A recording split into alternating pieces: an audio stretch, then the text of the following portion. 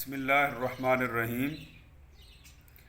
السلام علیکم ناظرین و سامعین کرام۔ قرآن مجید فرقان حمید کی سورہ نمل میں اللہ تبارک و تعالی نے دو دنیا کے بادشاہوں کا ذکر فرمایا ہے اور ان کی مثال بیان فرمائی ہے۔ ایک بادشاہ کا نام ہے فرعون مصر، جس کی بادشاہت صرف مصر کے ملک تک محدود تھی، لیکن اس بدبخت نے اللہ تعالیٰ کی اس دی ہوئی بادشاہی کو اپنا کوئی حق سمجھتے ہوئے اللہ کی بارگاہ میں غرور اور تکبر کا راستہ اختیار کیا، حتیٰ کہ اس نے اپنی جھوٹی خدائی کا دعویٰ بھی کر دیا۔ اور اس کے برعکس دوسرے بادشاہ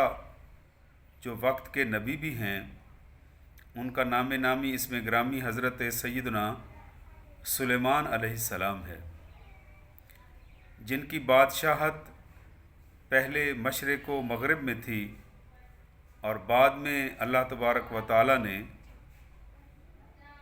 جنات، انسان، چرند، پرند اور ہوا کے کرے پر بھی انہیں بادشاہت عطا فرمائی، اور جیسے جیسے ان کی بادشاہت میں وسعت آتی گئی، اسی طرح ان کے اندر اللہ کی بارگاہ میں عاجزی بھی زیادہ بڑھتی گئی، اور وہ اپنے ہر کمال اور ہر خوبی کے جواب میں یہی کہا کرتے تھے، ھذا من الفضل ربی، کہ یہ سب میرے رب کا فضل ہے۔ اللہ تبارک و تعالی نے انہیں اتنا رعب و دبدبا عطا فرمایا اور ایسے ایسے کمالات عطا فرمائے۔ خود قرآن پاک میں بیان فرمایا گیا ہے کہ ایک دفعہ آپ اپنے لشکر کے ساتھ تشریف لا رہے تھے، تو ایک جگہ پر آپ کا پڑاؤ ہونے والا تھا، تو اس جگہ پر ایک راستے میں چیونٹیوں کی ایک بل تھی، اور چیونٹیوں کی ملکہ جو لنگڑی بھی تھی، اس نے حضرت سلیمان علیہ السلام کے لشکر کو آتے ہوئے دیکھا، تو قرآن پاک کے الفاظ ہیں، قالت نملۃ یا ایھا النمل ادخلوا مساکنکم، ایک چیونٹی بولی، اے چیونٹیوں، اپنے اپنے گھروں میں یا اپنے اپنے بلوں میں داخل ہو جاؤ۔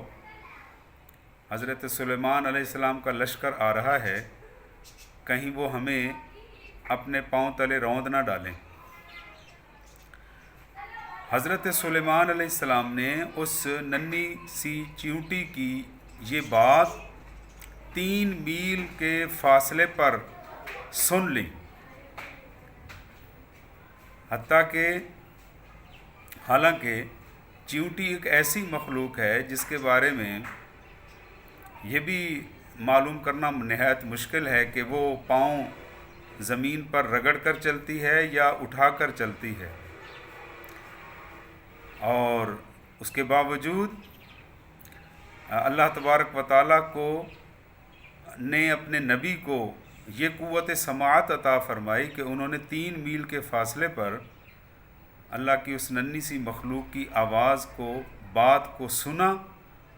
فتبسم ضاحکا من قولہا، اس کی بات کو سن کر حضرت سلیمان علیہ السلام مسکرا دیے۔ اس واقعے سے ہمارے لیے یہ سبق موجود ہے کہ اللہ تبارک و تعالیٰ کی طرف سے اگر کوئی ہمیں کمال یا خوبی یا کوئی نعمت میسر آ جائے، تو ہمیں فرعون کی طرح غرور اور تکبر کرنے کی بجائے حضرت سیدنا سلیمان علیہ السلام کی طرح عاجزی اور انکساری اختیار کرتے ہوئے اللہ تبارک و تعالیٰ کا شکر ادا کرنا چاہیے۔ دوسرا سبق ہمیں یہ بھی مل رہا ہے کہ اللہ پاک کے جو انبیاء ہیں وہ عام انسانوں کی طرح نہیں ہوتے، بلکہ ان سے برتر اور اعلیٰ مقام کے مالک ہوتے ہیں۔ جس طرح کہ حضرت سلیمان علیہ السلام نے 3 میل کے فاصلے پر چیونٹی کی بات کو سنا اور تبسم فرمایا، اور تبسم یا مسکرانا کہکے کے بغیر چہرے پر مسکراہٹ آ جائے تو وہ تبسم کہلاتا ہے۔ انبیاء علیہ السلام کہکا مار کر نہیں ہنسا کرتے، بلکہ وہ تبسم فرمایا کرتے ہیں۔ تو ہمیں بھی اللہ تبارک و تعالیٰ کی طرف سے نعمت کے میسر آنے پر یا کوئی اچھی خبر سننے پر تبسم کرنا چاہیے۔ ایک اور قابل غور بات یہ ہے کہ حضرت سلیمان علیہ السلام وقت کے نبی بھی تھے اور ملکوں کے بادشاہ بھی تھے، اور نبی اکرم ہمارے پیارے نبی حضرت محمد مصطفیٰ صلی اللہ علیہ وآلہ وسلم آپ تمام نبیوں کے سردار ہیں۔ حضرت سلیمان علیہ السلام کے بھی آپ امام ہیں۔ تو جب حضرت سلیمان علیہ السلام کو اللہ پاک نے یہ طاقت عطا فرمائی ہے کہ وہ ننھی سی مخلوق یعنی چیونٹی کی بات کو سن سکتے ہیں، تو ہمارے پیارے آقا حضرت محمد مصطفیٰ صلی اللہ علیہ وآلہ وسلم بھی اپنے تمام امتیوں کے جو دنیا کے جس حصے پر بھی بیٹھ کر درود و سلام پڑھیں تو اللہ پاک نے حضور کو یہ طاقت عطا فرمائی ہے، ایسی قوت سماعت عطا فرمائی ہے کہ حضور بھی اپنی ذات اقدس پر پڑھے ہوئے درود و سلام کو سنتے بھی ہیں اور جواب بھی ارشاد فرماتے ہیں۔ یہاں جس مخلوق کا ذکر ہے جسے چیونٹی کہا جاتا ہے، یہ ایک ایسی ذہین اللہ کی مخلوق ہے جس کی دنیا اور جس کی ایک پورا سسٹم کے ساتھ یہ رہتے ہیں اور بستے ہیں۔ کچھ چیونٹیاں جو صرف خوراک جمع کرتی ہیں، کچھ انہیں ذخیرہ کرنے کی ڈیوٹی سر انجام دیتی ہیں، کچھ دشمنوں کے مقابلے کے لیے ہر وقت تیار رہتی ہیں۔ تو اللہ پاک نے اس مخلوق کا ذکر اس لیے خاص طور پر فرمایا کہ اس کو بہت زیادہ، جس طرح یہ جسامت کے اعتبار سے چھوٹی ہے، ایسے ہی اللہ پاک نے اسے ذہانت میں اضافہ عطا فرمایا ہے، بڑی ذہانت عطا فرمائی ہے۔ ان کی ذہانت کی ایک بات جو جدید سائنسدانوں نے